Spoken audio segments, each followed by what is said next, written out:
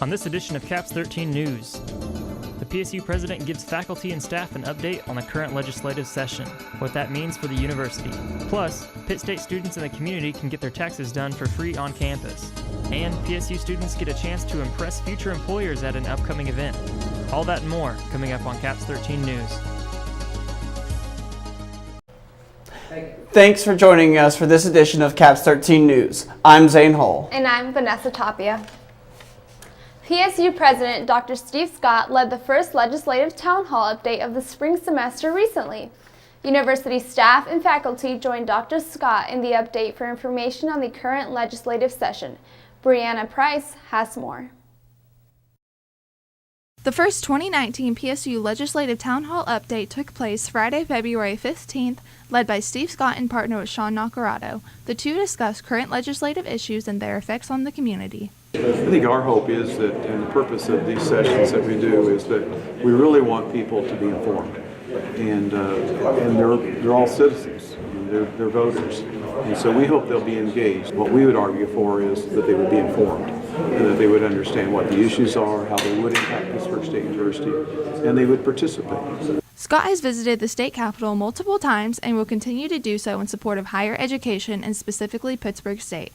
Sean Nacarado stands with Scott in his efforts. It's part of our broader effort to ensure that we're helping to foster effective advocacy on behalf of Pittsburg State, higher education, as well as all of Southeast Kansas. And one of the cornerstones of that is information. And so if you're going to be a strong advocate, you need to be an informed advocate. And what we're trying to do is inform. The university shows a hope for an increase in discussion of higher education within the legislature. And so what we've been advocating for is, first and foremost, we want to ensure that there's access at this institution and access to higher education. It's the cornerstone of the American dream. It has to be something that we fund, that we invest in. And so I'm hopeful that we are starting to have those conversations in a more robust way. Pitt State staff and faculty walked away from the update informed and determined about supporting Pittsburg State through this legislative session. Well, I think one of the things that I got, and hopefully everybody else did too, was that there seems to be a shift in I guess momentum at the state level with the shift in leadership in the governor's office in regard to maybe putting some resources in place that were not in place before for a lot of things, not just education. Scott doesn't miss a time to represent the guerrillas, especially when working toward benefiting higher education, which he is hopeful about. I love to tell our story. I mean, we have a great story. And so I'm excited about going and talking about the things we're accomplishing and the way we're serving our students in the region. So I always start the session hopeful, but probably this year just a little more hopeful than usual. For CAPS 13, this is Brianna Maury Price. Tax season is upon us, and Pittsburg State University is hosting a free tax preparation event. It's geared towards students, but open to anyone in the public. You can get your taxes done for free every Friday from February 22nd to April 12th. This event will be held at Kels College of Business in room 221. It will be closed March 8th and March 15th because of spring break. Mary Jo Godicke, assistant professor, tells us more about what the event is all about. For the people who qualify for free tax preparation, this is kind of an ideal situation. They get people who have been trained and have some knowledge of the IRS tax laws, who are able to file their returns electronically and for free. So some folks will use things like TurboTax or free file software on the internet to do their taxes. Usually those services will have some sort of fee attached. They advertise that they're free, but typically, depending on how complicated your tax return is, you pay by schedule or you have to pay for the state tax returns. Here, it's completely free. We file both your federal and your state returns for free as long as we're able to do the tax return. Tax preparation, you have to meet certain guidelines. Visit irs.treasury.gov/free tax prep for more information. If you're a freshman or a graduate student, make sure to mark your calendar and attend the annual Spring Career Day. Spring Career Day will take place on February 25th from 10 a.m. to 2 p.m. at the Robert W. Plaster Center. Students of all majors are welcome to attend. Students are encouraged to bring their resume with them to give to potential future employers. Mindy Cloninger, the Director of Career Services, says there's several benefits to attending the event. Students, it's a great advantage. If you think about having about 155 companies or organizations all in one room, it saves students the effort of having to travel maybe for interviews, but more importantly, just the ease of walking up to an employer. They don't have to submit a resume and get selected to go to an interview. They can just come to the fair, walk right up to an employer that they're interested in, and just start a conversation. So it's pretty convenient and just a great advantage to get their foot in the door with somebody that, it's right here on campus. If you don't have professional clothing to wear to the Spring Career Day, make sure you check out the Career Clothes Closet located at 203 Horace Mann. Coming up on CAPS 13, the City of Pittsburgh gets to take part in an initiative. How will it help residents get new skills to get a job? Plus, a new restaurant opens across from Pitt State. We'll be right back.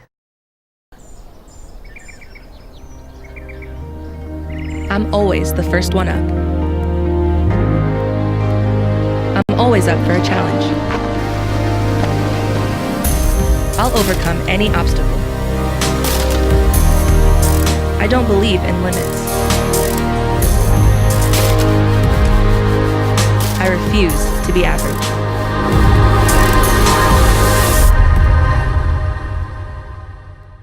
Hey Gorilla Nation, this is Stu Height, Chief of Police here at Pittsburg State.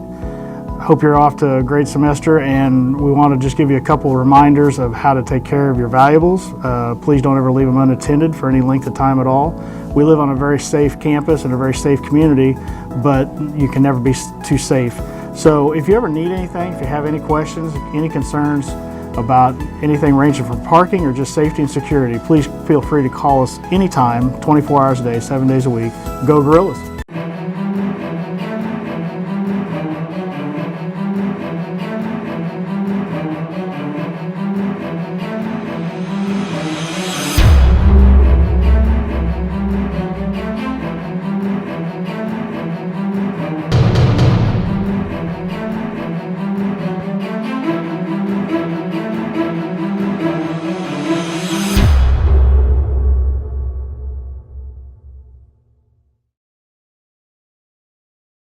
The skills you can develop in the Army National Guard can give you an edge in the high-tech job market of tomorrow. The Guard offers career training to take advantage of your interests in science, technology, engineering, and mathematics. Gain practical experience with emerging technology and equipment that you can transfer to an exciting new field. Get a head start on your career while serving part-time and earning money to pay for college. Visit NationalGuard.com to learn about all of the STEM career opportunities available to you in the Army National Guard. The City of Pittsburgh has been chosen as one of 9 communities around the country to take part in a new initiative to promote digital jobs in rural America. CAPS 13's Zachary Hart has more on this story. Block 22 has been selected to represent the City of Pittsburgh for a new initiative to promote jobs in rural communities. The Rural Innovation Initiative is a joint venture between the Vermont-based Rural Innovation Strategies Incorporated and the U.S. Economic Development Administration. The goal is to educate rural residents in digital skills to find a job. Rural America is not dead, and I think that that's what this initiative really shows, is that you can have as good, if not better, of a quality of life in rural communities as you can in a big city. And this just gives us the tools and the knowledge to be able to keep people here, get them in housing, get them jobs, whether they're physical jobs here or digital jobs through the digital economy. This initiative could help them gain an Economic Association development grant that could aid the Block 22 team going forward. I think Pittsburgh could play an incredibly important role in the revitalization of Southeast Kansas overall and become a hub for the digital economy that is so important and will continue to grow in importance. RISI Executive Director Matt Dunn says Pittsburgh was selected because it represents the best of what rural America has to offer. This includes strong visions for the future and the talented workforce needed for high-level jobs in the digital economy. It's kind of an affirmation that we are on the right track and the kind of things that we're doing are in line with what the trends are in rural communities across the nation. So it really means a lot for us to be chosen to get to work with other communities of similar size and working on similar projects and to gain that knowledge and collaboration from those groups. For CAPS 13 News, I'm Zachary Hart. Before receiving the Rural Innovation Initiative, Block 22 received an Award of Excellence from the University Economic Development Association in 2018. There's a new Japanese restaurant in Pittsburg. Sakura Japanese Hibachi Grill and Sushi Express opened its doors February 19th. As of now, it is the second Japanese restaurant in Pittsburg. The menu has a wide range of dishes available.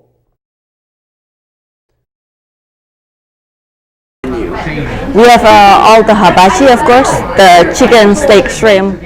We can do combination. We have scallop too, and of course the sushi. We mix we have the crab meat in it, cucumber, avocado, cream cheese.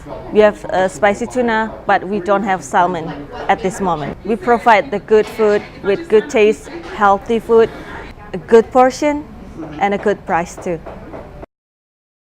The restaurant also has a Pittsburgh roll and a gorilla roll as specials. You can find them at 1618 South Broadway or call them at 620-704-6884.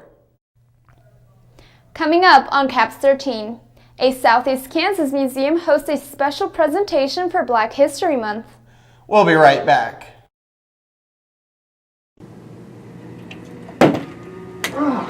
I saw, dude. OMG, dude, I have the most epic idea for a story. We're gonna go ham with the fam on this one. Beast mode! BT dubs this headline is gonna be so cray-cray. Lit. That's so dope.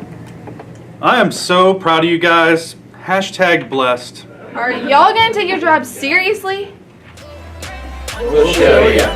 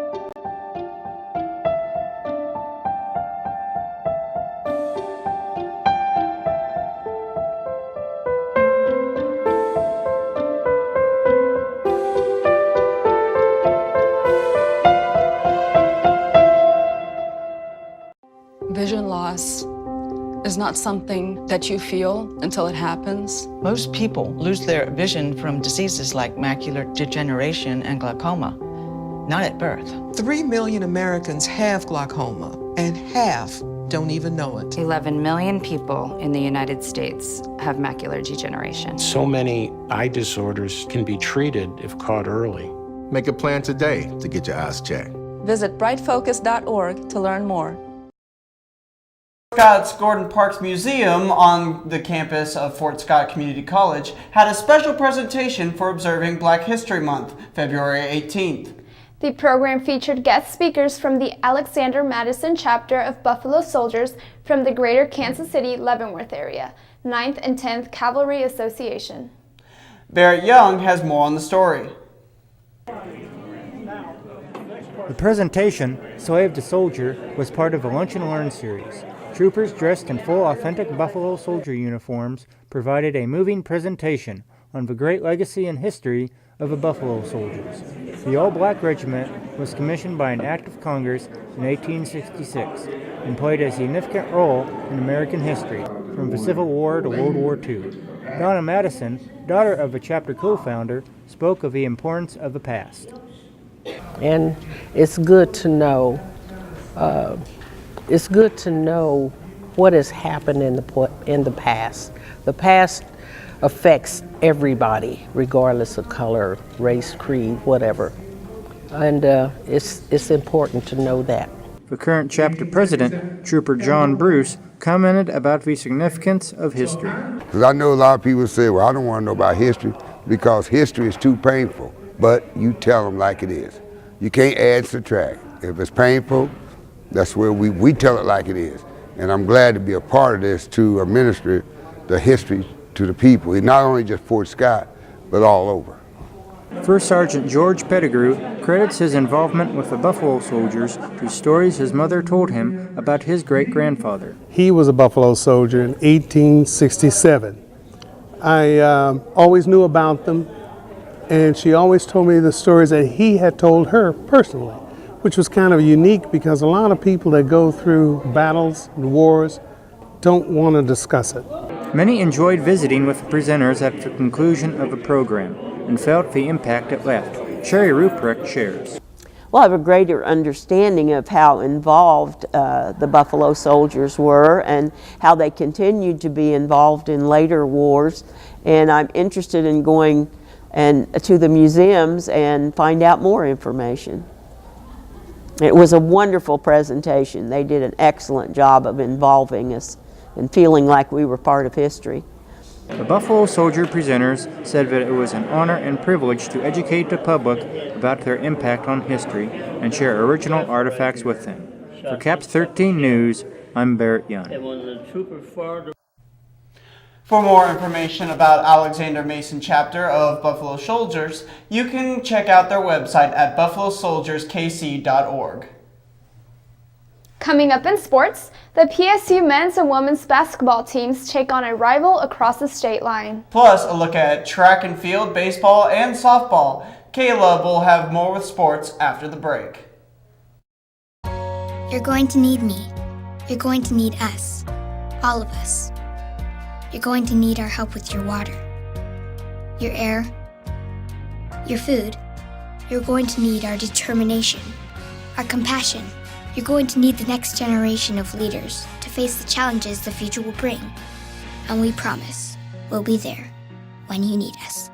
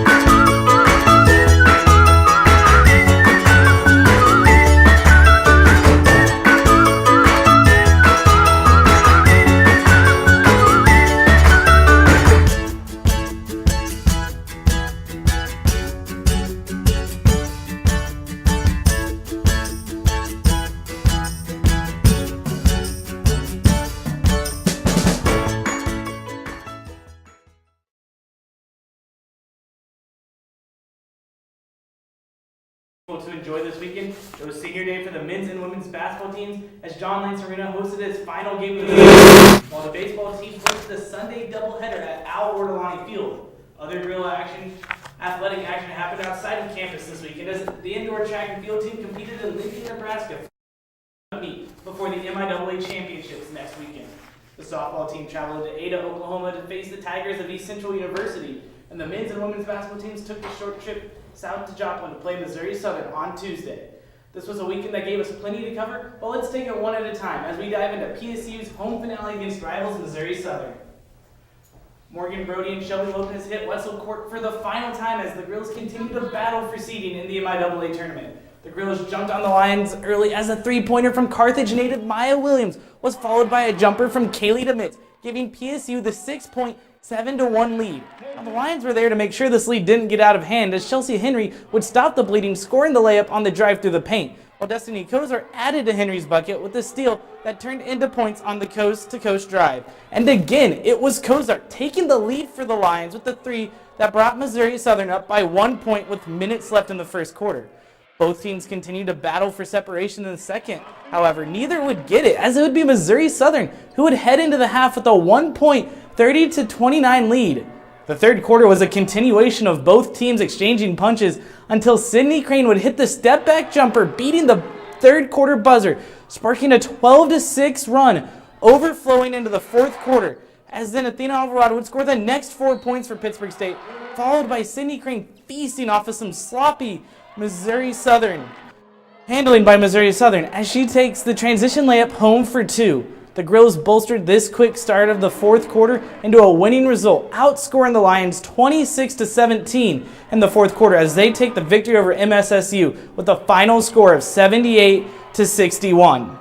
Shelby Lopez put in a solid effort in her final home game as a Gorilla, scoring 12 points, grabbing 4 rebounds, and dishing 2 assists. However, it was Athena Alvarado and Maya Williams who showed their stuff as both scored 18 points each, with Alvarado also snagging a game-high 8 rebounds, just 2 shy of her second straight double-double. This victory keeps the Gorillas' fourth-place spot in the MIAA secure as they continue to fight for seeding in the MIAA. In their next matchup, as they played the away leg of the home and away series against MSSU, which we'll catch you up on here shortly. Before we get a look at that matchup, let's take a glance at how Kim Anderson's men's basketball team fared at home in their matchup against Jeff Bochy and his Missouri Southern squad. It has been 5 straight games since the Pitt State men's basketball team has won, and senior leaders Grant Lazoya, Donovan Franklin, and Demetrius Laverty would be looking to inspire the Gorillas to a victory over rivals Missouri Southern in their last home game of the season. However, the Gorillas did not start the game inspired as the Lions clawed into the Gorillas from the start as Cam Martin grabbed the first points after rebounding Braylon Walker's 3 and putting it up on the glass, followed by a 3 this time from Kinzer Lambert, and there was no need for a rebound as he flushes it from downtown. Missouri Southern wasn't done yet as Cam Martin grabbed another 2 points inside the paint off the assist from Elijah Clark, who then decided he wanted a basket of his own, spotting up from well behind the 3-point line and burying the shot, boosting the Lions to a 10-point lead over the Gorillas in the first 6 minutes of action. Marcelo Cherry and the Gorillas did answer back as Cherry's steal in the front court would turn into points, preceding a small cluster of points off of a transition 3 from A.J. Walker and a beautiful assist by Demetrius Laverty, finding Christian Edmondson for the 2-hand slam, cutting Missouri Southern's lead to 3 with 12 minutes left in the half. Despite cutting the lead to 1 possession, the Gorillas could not shut the door on the Lions as they continued to match PSU's attack and would head into the half with a 6-point 51-45 lead.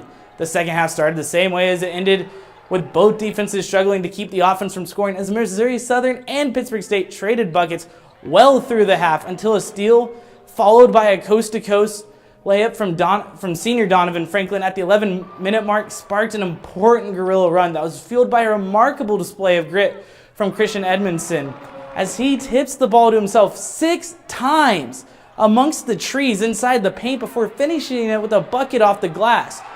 Lazoya would also continue this wave of scoring with the NBA range 3 to cut the Lion lead to 5, which would all lead up to Christian Edmondson bringing the lead back to 3 once again with only 7 minutes left in the game.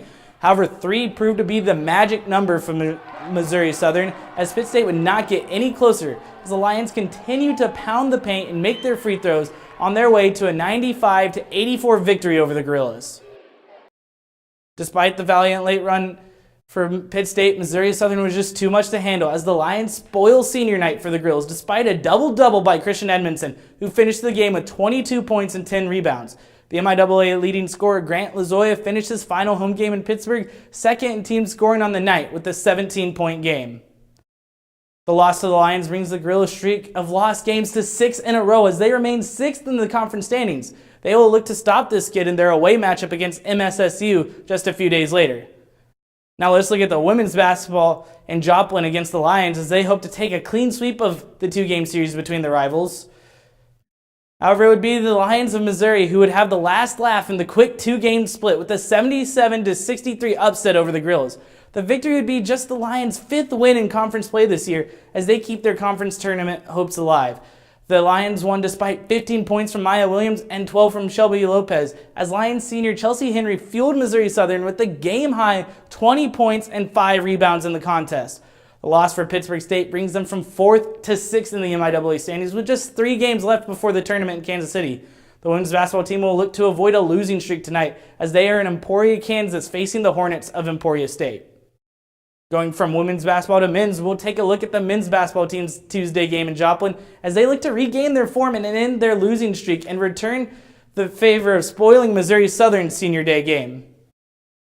However, make it 7 straight losses for the Gorilla men's basketball team as Missouri Southern would sweep the home and away matchups with a score of 94-81. This game was never really in question as the Lions grabbed a 10-point lead in the first 5 minutes that would never drop below that mark for the remainder of the game. Missouri Southern was led by 3 20-point scorers in Reggie Tharp, Kinzer Lambert, and Cam Martin, while the Gorillas lost despite plenty of offensive output from the seniors Grant Lazoya and Donovan Franklin, as Lazoya finished with 20 points, while Franklin was right behind with 19.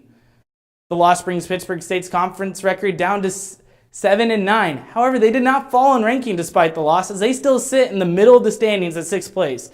The basketball squad will travel to Emporia, Kansas tonight as they look to end this losing streak against the Hornets of Emporia State while continuing to fight for a guaranteed spot in the MIAA Conference Tournament.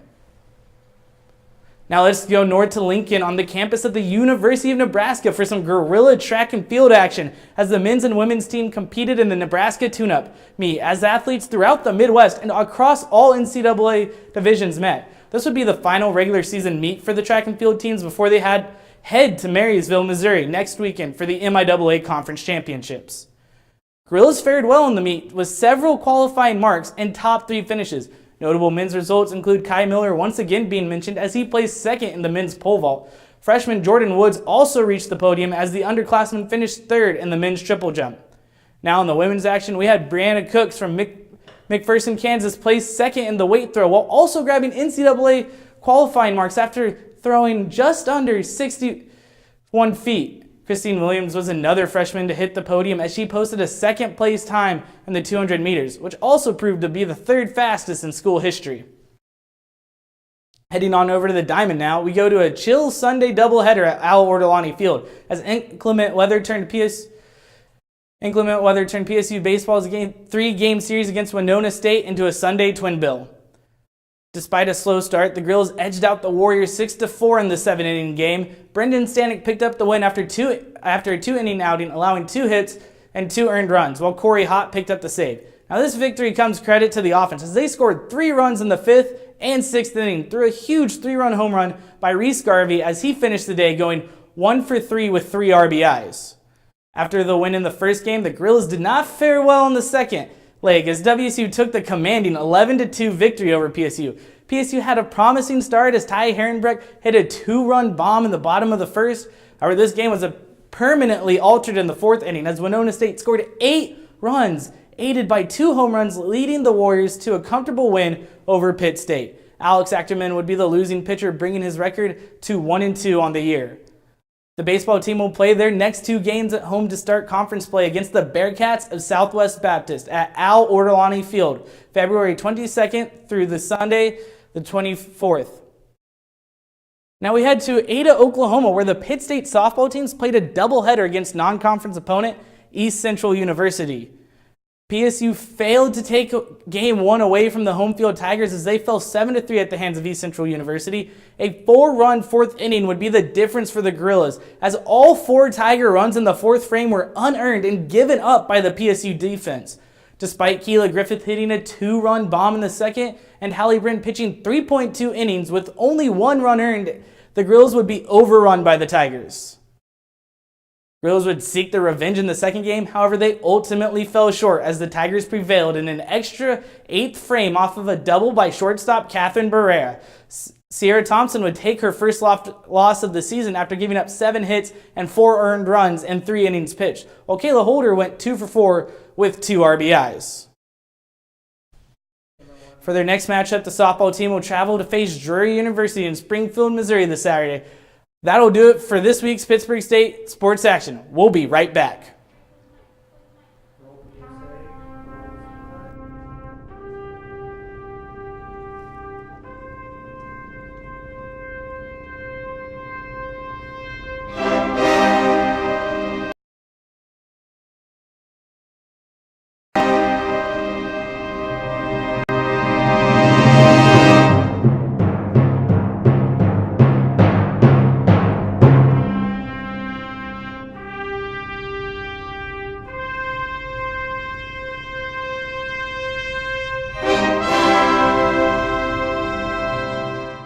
I've got a lot of things on my mind. Some things might make you laugh, some things might make you cry, some things might even compromise national security. Why is the internet so obsessed with cats? Hashtag dogs are better. Sorry, but it's true. I can't wait for my trip to Vegas this weekend. Hashtag Friday can't get here fast enough. Have a nice trip. I hate my job. My boss is such a Oh, crap.